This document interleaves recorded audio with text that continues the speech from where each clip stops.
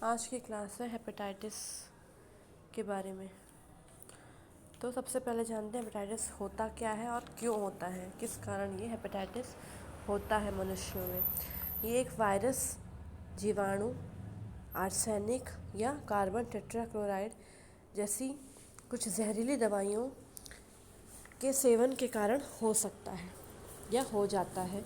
इसमें क्या होता है, यकृत यानी कि लीवर सूज जाता है, उसमें सूजन आ जाती है और उसके तंतुओं का बहुत जल्दी नाश हो जाता है, जिसे नेक्रोसिस भी कहते हैं। अब जो संक्रामक जीवाणु होते हैं उनसे युक्त आहार या पानी के सेवन से ये रोग हो जाता है। मुख्य लक्षण इसके होते हैं भूख की कमी यानी भूख न लगना, ज्वर, बुखार, सिर में दर्द, वज़न घटना, मांसपेशियों को ढीला हो जाना, पीलिया, पेट में दर्द। ये रोग 4 से 8 सप्ताह तक रहता है। 2 प्रकार के हेपेटाइटिस होते हैं, तीव्र और दीर्घावधि।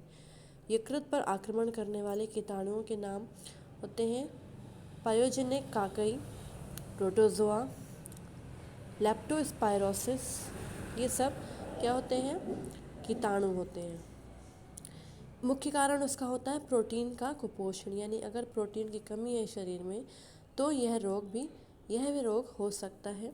इससे क्या होता है, प्रोटीन की कमी हो जाती है, यानी प्रोटीन का कुपोषण है व्यक्ति के शरीर में, रोगी में, तो इससे रोग क्षमता घट जाती है और लीवर का जो स्वास्थ्य है यानी कि लीवर खराब हो जाता है, जिसे हम कहते हैं लीवर खराब हो जाना। और वृद्धावस्था, जब व्यक्ति बहुत उम्र उसकी हो जाती है, बूढ़ा हो जाता है या ज़्यादा शराब पीने से भी ये रोग हो सकता है।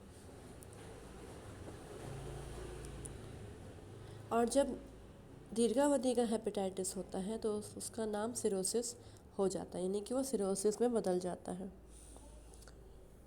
यकृत के जो तंतु होते हैं वो रीजनरेटिव होते हैं, यानी कि उनमें दोबारा से बनने की क्षमता पहले से होती है। ठीक है, कुछ परिवर्तन स्थायी होते हैं लेकिन ज़्यादातर तंतु पुनः निर्मित हो जाते हैं और शीघ्र ही यकृत स्वस्थ हो जाता है।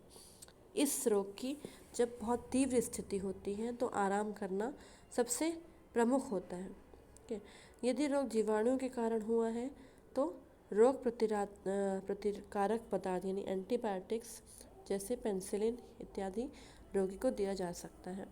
सूजन के कम होने तक कम से कम 2-3 हफ्ते बिस्तर पर आराम अवश्य करना चाहिए।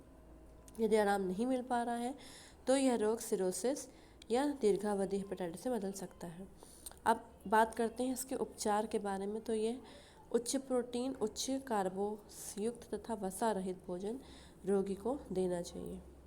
इसमें प्रोटीन की आवश्यकता होती है क्योंकि यकृत के जो तंतु होते हैं उन्हें पुनर्निर्माण करने की क्षमता प्रोटीन की वजह से ही संभव हो सकती है। 2 ग्राम प्रति किलोग्राम के हिसाब से शारीरिक वजन का प्रोटीन रोगी को मिलना चाहिए।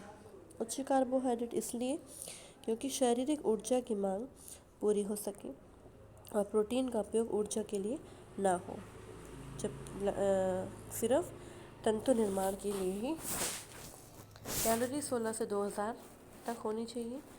एक मल्टीविटामिन की गोली रोज़ रोगी को देनी चाहिए। Vitamin C 500 milligram. के का इंजेक्शन दिया जाना चाहिए। यदि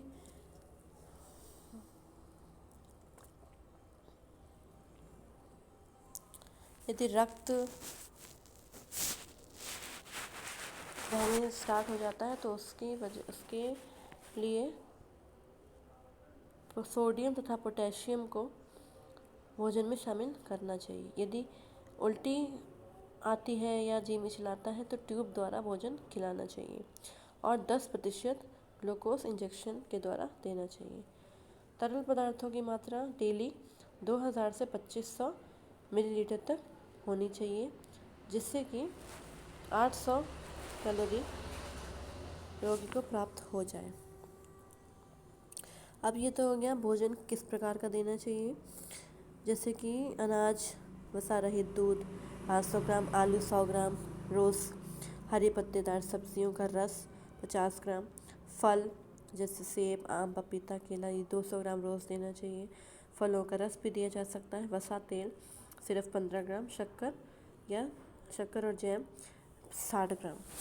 अब इसके जो रोगी होते हैं हेपेटाइटिस के, इनको खिलाना ही सबसे दुष्कर होता है क्योंकि उसे भूख ही नहीं लगती है।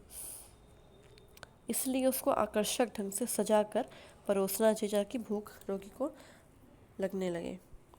उसे प्रोत्साहित करना पड़ता है।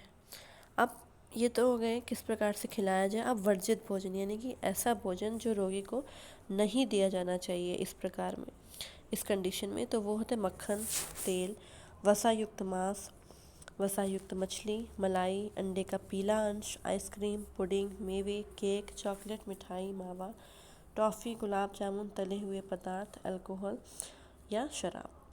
तो ये ऐसी चीज़ें हैं जिनमें फ़ैट ज़्यादा होता है और मीठी चीज़ें रोगी को कम देनी चाहिए।